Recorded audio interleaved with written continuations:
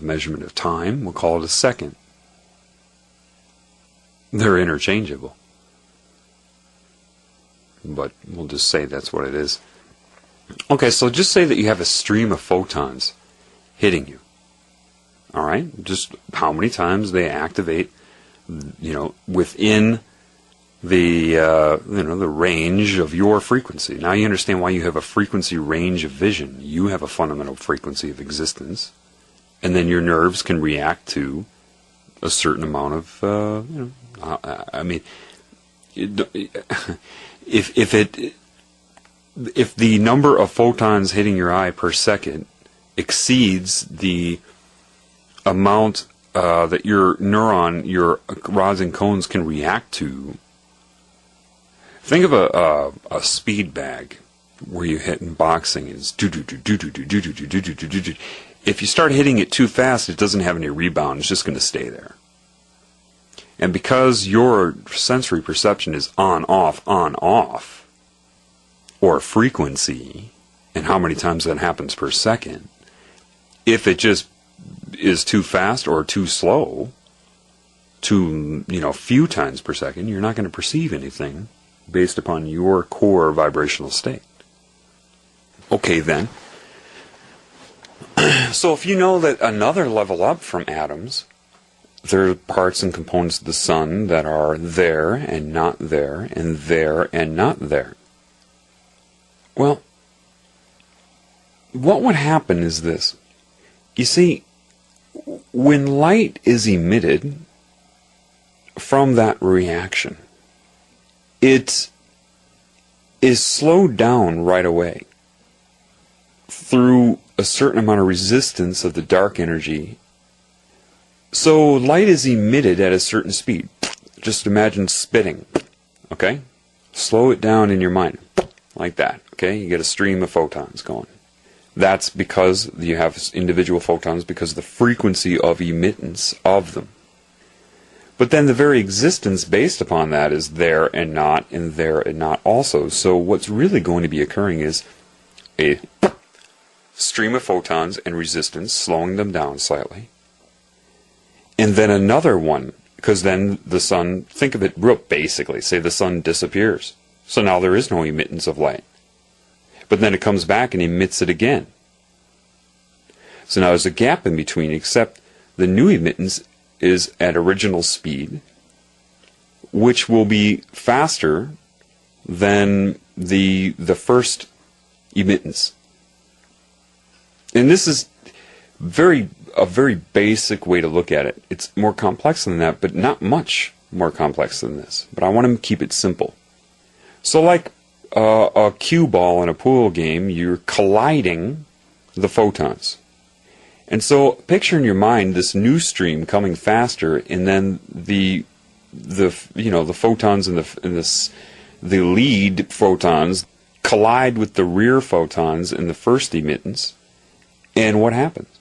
Like pool balls in billiards, they collide off of each other, and one goes back or is slowed down. It depends on your point of view. And the other is pushed forward. And it just keeps doing that based upon its refreshment, the refreshing of its existence in different scales.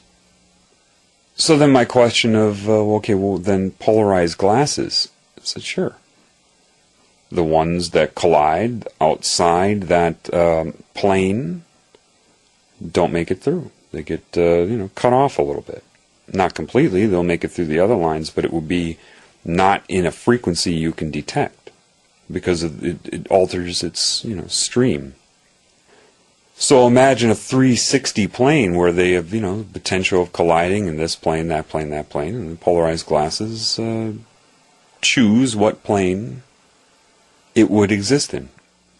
So I said, well, okay, then what are colors then? I looked at the lawn. It was green. I said, well, what's occurring then? And it corrected a few things for me. Okay, you look at that green lawn, that green leaf. You think it's absorbing all of the light except green. I said, yeah, that's what we're told in science. I didn't say it, that's what we're told. No, that's not what's occurring at all.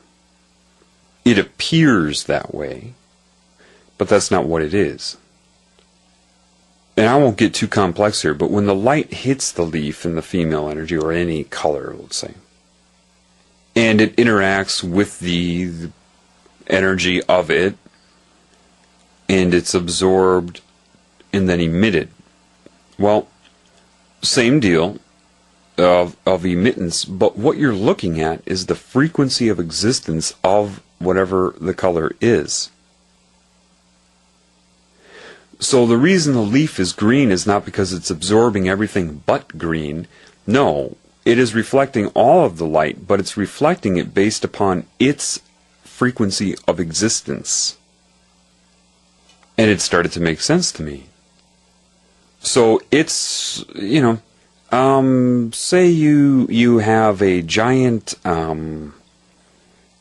tennis racket, and you spurt a constant amount of balls. Like, say the tennis racket has a 30-foot diameter.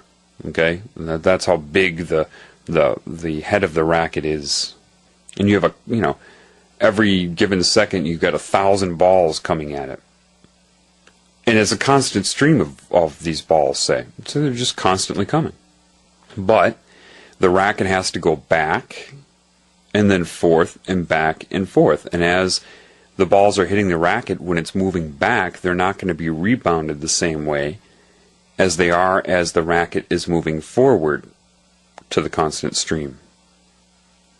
You can sit in the swimming pool and the water's just there, and you can make a splash, but the splash is dependent upon your hand moving forward and hitting the water. Same thing with light. Same thing with reflection of light. It's the existence. It's there to reflect it, and then it's not. And then it's there, and then it's not. So the question then that occurred in my mind, well, why would a darker color get warmer in the sun than a lighter color? What occurred in my mind through this interaction was the idea that, okay, well, remember, you are in a bandwidth of existence. Every color that you perceive is a vibration that you are perceiving. If it can reflect light, or more specifically, be seen by you, it's in your bandwidth and therefore in the bandwidth of interaction of light. But there's other wavelengths of light energy or electromagnetic energy that could heat something up, of course, you already know that. If a part of what it's heating up is within the bandwidth of excitability or able to make an interference pattern reaction. You just have to really slow it down in your mind and say a black color in the sun, its vibration is slower sometimes. Why do I say sometimes? Because, see, what you perceive as black, once you get below the frequency of excitability to your rods and cones, anything slower than that will be perceived as black to you, but it doesn't mean it's at the same frequency. There can be many things perceived as exactly black. All that means is it's no longer stimulating your eyes. White would be the most intense stimulation. But what if something was vibrating so fast that it could not be perceived by your eyes? It'd be black again. Or, in that case, transparent. But you've got to understand, when you look at the sky at night and you see the stars, sure, but what about everything in between the stars? You perceive it as black, right? But it's not black. It's not absorbing light or emitting the color black. It's just lack of stimulation. That's why you perceive it as black. If it's vibrating slower, though, in this realm, if you have something that's at a slow vibration and that's why it's black or very dark, it's like hot potato. Okay, I'm going to hand you a potato and it's burning, okay, and you want to get rid of it as soon as possible.